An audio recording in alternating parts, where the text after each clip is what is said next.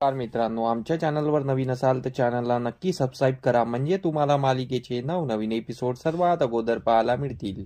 तर तुला शिकवीन चांगलाच धडा या मालिकेमध्ये खूप असा इंटरेस्टिंग भाग आपल्याला पाहायला मिळणार आहे. इकडे अक्षरा आणि भुवनेश्वरीचं भांडण झालेलं असते. तर अक्षराचा अवतार पाहून आणि अक्षराचं रूप पाहून भुवनेश्वरी घाबरून गेलेली असते आणि अक्षरा तिथून निघून जाते. भुवनेश्वरीला खूप तडफडाट होत असतो. तर भुवनेश्वरी काय करू आणि काय नाही असं करत असते. तर भुवनेश्वरी हातातला ग्लास फोडत असते. तर ती त्या ग्लास फोडण्यामुळे तिच्या हाताला रक्त लागून जाते आणि तिला लागून जाते. तेवढ्यात तिथे अधिपती येतो. अधिपती बोलतो, आई साहेब काय झालं तुम्हाला, तुमच्या हाताला रक्त आहे. तर भुवनेश्वरी बोलते, अहो सुनबाईला आम्ही समजायला आलो होतो, सुनबाईला खूप समजवलं, घरी चला घरी चला, त्यांच्यामुळे आपल्या घराला घर पण नाही, त्यांनी घरी यावला पाहिजे. मी त्यांना खूप समजवलं पण त्या ऐकायलाच खाली नाही आहे, त्या आपलेच रट लावून बसलेल्या आहे. तर अधिपतीला वाटतं की आईसाहेबांची किती इच्छा आहे सुनबाईला घरी न्यायची, मास्तरीबाईला घरी न्यायची.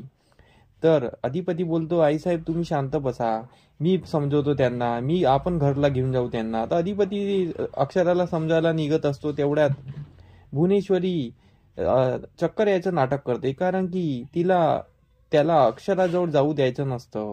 तर भुवनेश्वरी बोलते, अधिपती. तर अधिपती बघतो तर काय भुवनेश्वरीला चक्कर येत असते. तर अधिपती तिच्याजवळ जातो आणि बोलतो, आईसाहेब काय झालं तुम्हाला, चला बरं दवाखान्याला. तर भुवनेश्वरी बोलते, नाही आपण घरला जाऊ, मला दवाखान्यात काही गरज नाही आहे, फक्त थोडीशी बीपी मुळे चक्कर आली आहे. तर अधिपती बोलतो, हो पण भुवनेश्वरी बोलते, तुम्ही जा ना, तुम्ही अक्षराला समजा ना.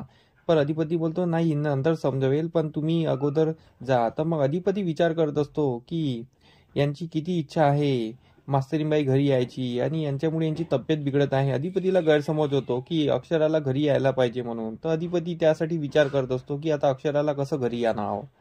इकडे अक्षराला चक्कर आली असते म्हणून फुलपगारे आणि बाकी मास्तरीन वगैरे सर्व त्यांना डॉक्टरकडे घेऊन आलेले असतात. अक्षरा हॉस्पिटलमध्ये आलेली असते, ती बेहोश असते. तर डॉक्टर तिला तपासत असतात. तर तेवढ्यात फुलपगारेला भुवनेश्वरीचा कॉल येतो आणि भुवनेश्वरीला विचारतो की तुम्ही कुठे आहात. तर फुलपगारे सांगतो की आम्ही अक्षराला घेऊन हॉस्पिटलला आलेलो आहे, तिला चक्कर आली होती. तर भुवनेश्वरी बोलते, तुम्ही मला सांगितलं का, लवकरात लवकर तिथून निघा. तर फुलपगारे बोलतो, अहो पण इथे अक्षरा मॅडम आहे ना. तर भुवनेश्वरी काही ऐकत नाही. भुवनेश्वरी बोलते, तुम्हाला जेवढं सांगितलं तेवढं करा, तुम्ही तिथून निघा म्हणजे निघा. तर फुलपगारे आणि बाकी मास्तर सर्व तिथून निघून जातात. तर तेवढ्या तिथे अक्षराचे आई बाबा आलेले असतात, कारण की फुलपगारेंनी त्यांना कळवलं असतं. तर अक्षराचे आई बाबा तिथे येतात आणि ते डॉक्टर जवळ तिथे उभे होतात. तर डॉक्टर तिला तपासत असतात. डॉक्टरला समजतं काहीतरी गुड न्यूज आहे, म्हणून डॉक्टरच्या चेहऱ्यावर हसू येतं. तर अक्षराचे आई बाबा डॉक्टरला विचारतात, काय झालं माझ्या मुलीला, का चक्कर आली.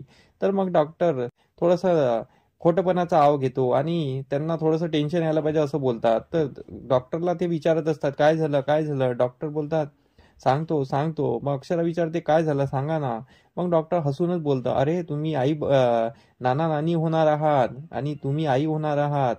तर अक्षराला दिवस गेले ऐकून दोघांच्या चेहऱ्यावर हसू येत असतं आणि ते खूप खुश असतात. तर मग अक्षराला विचार येते, अरे बापरे मी तर आई होणार आहे.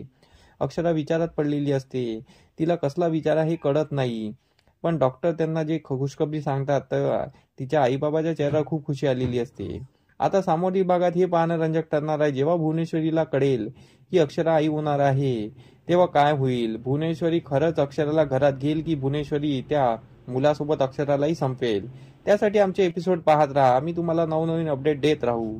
धन्यवाद मंडळी. तुम्हाला आमचा व्हिडिओ कसा वाटला हे आम्हाला कमेंटद्वारे नक्की कळवा, तेव्हा आम्ही तुमच्या प्रतिसादाला उत्तर नक्की देऊ. आणि आमचे व्हिडिओ बघत राहा. आमचा व्हिडिओ किती छान वाटतो हे आम्हाला कमेंटमध्ये नक्की सांगा. धन्यवाद.